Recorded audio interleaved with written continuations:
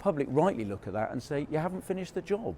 And we've got to carry on relentlessly focusing on delivering. I think people will hear very clearly. I think people will. But they want us to deliver. I think people will hear very clearly. You've had a very bad set of results, and I've asked you what happens next, and you've said a continuation of the same. So I think people will hear that. It's always disappointing when you lose really hard-working local councillors across the country, and fantastic mayors like Andy Street, who I've worked very closely with as Transport Secretary. Of course it's very disappointing. I'm not going to pretend it wasn't. So what's the lesson that you take from this then? Because you've lost 473 council seats, 12 councils, PCCs, 2 key mayoral races. What's the lesson that you take away from all of that? Well, look, I go back to something that you and Adam were just discussing in your opening to the programme, where you referred to the analysis that had been done by Rawlings and Thrasher on the national vote share.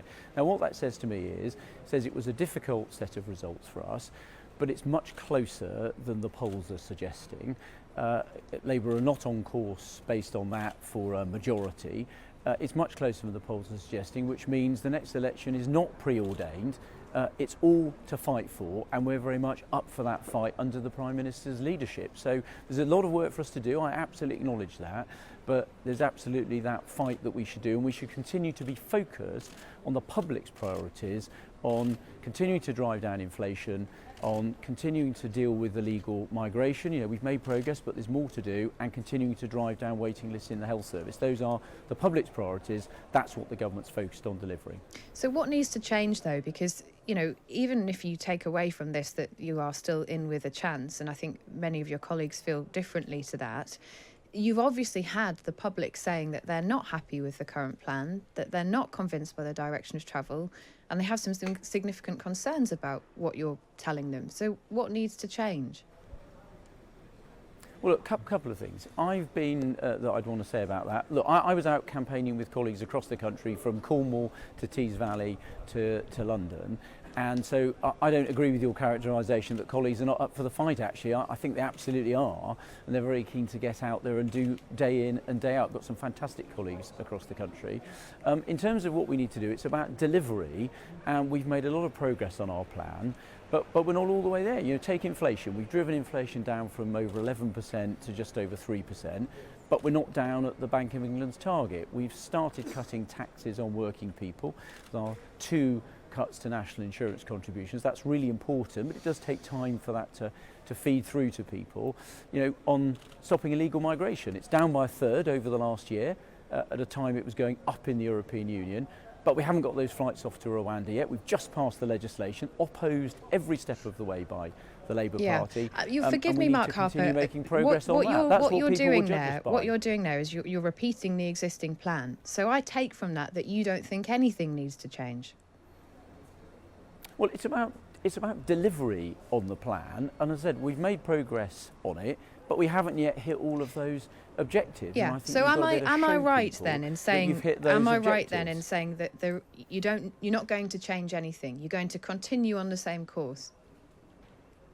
Well, look, it's about focusing on the public's priorities. The public want us to continue driving down inflation to deal with the cost of living. They want us to continue cutting taxes, but in a sustainable way that we can continue to deliver to help them keep more of their own money. They want us to deal with illegal migration. Look, there's a real contrast here. Elections are about choices. We've said we want to drive down illegal migration. We've got the Rwanda legislation on the statute book. We're going to get those flights off and have a steady rhythm of them through the rest of the years to have that deterrent to people coming here illegally. The Labour Party voted against that legislation every step of the way. They've said that the people that have come to Britain illegally that are already here, they're not going to get rid of them, they're not going to deport them, so effectively they're going to give them an amnesty. That's not what the public want. The election's a choice between those 2 different outlooks, and I think people can see that they prefer our one, but we have more to do to show them we can deliver. That's what we're going to be focused on for the rest of the year. Yeah. You'll forgive me for this, I hope. Don't you think it's a bit arrogant? I might. Well, I hope you will. Don't you think it's a little bit arrogant to stand here today and say the public want us to do this, the public want this, the public want us to stick with the plan, when you've just had a huge set of elections where the public is telling you the opposite. They're saying to you, we don't want you to have these 473 council seats. We don't want you to keep hold of these police and crime commissioners. We don't want you to run our cities. You gave them the option and they've told you no. Isn't it a bit arrogant to stand here and say that people want you to keep going on the same track? Well, look, I'd say two things on that. First of all, this set of election results was always going to be very difficult, because the last time they were fought was when we had a set of elections in 2021 where we just delivered the fastest rollout of the COVID vaccine. There was a vaccine bounce that was acknowledged by people. That was the best set of election results, local results we'd had since 2008. So that was the high watermark we were coming off. So these were always going to be difficult, and local elections are always difficult for incumbent governments. So I'm not surprised that it was a difficult night.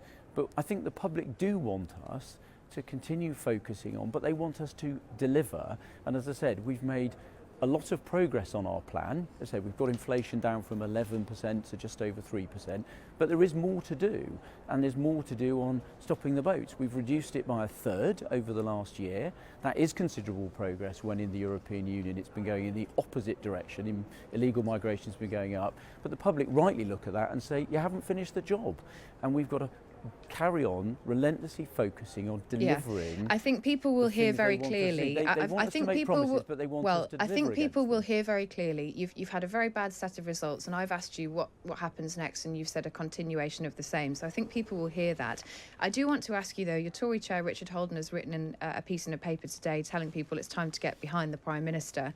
I mean, obviously there are lots of your party who don't agree. There is unlikely to be a challenge to him, to Rishi Sunak, but should Richard Holden resign, as Oliver Dowden did in 2022? No, and I actually haven't heard anybody calling for that at all. I have. He was out up and down the country. Campaigning with all of our hard-working council candidates and mayors across the country.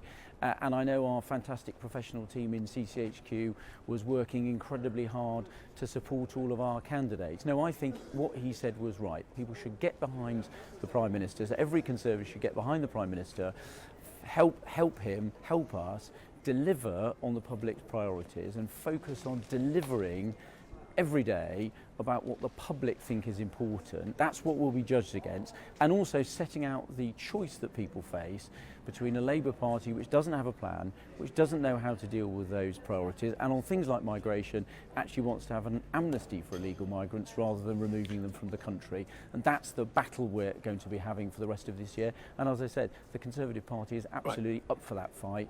The next election's not preordained, and the results from this week show that it's much closer than the national opinion polls are suggesting. Your cabinet colleague Suella Braverman has written an article today calling for changes of policy to avoid disaster. She's calling for a big bold offer on tax cuts, a ceiling on legal migration, and tougher sentences on law and order and holding police chiefs to account. Does any of that appeal to you? Well, look, we've made it very clear. We think tax cuts are important, but they have to be sustainable tax cuts. We've already delivered 2 cuts to national insurance contributions just over the last few months.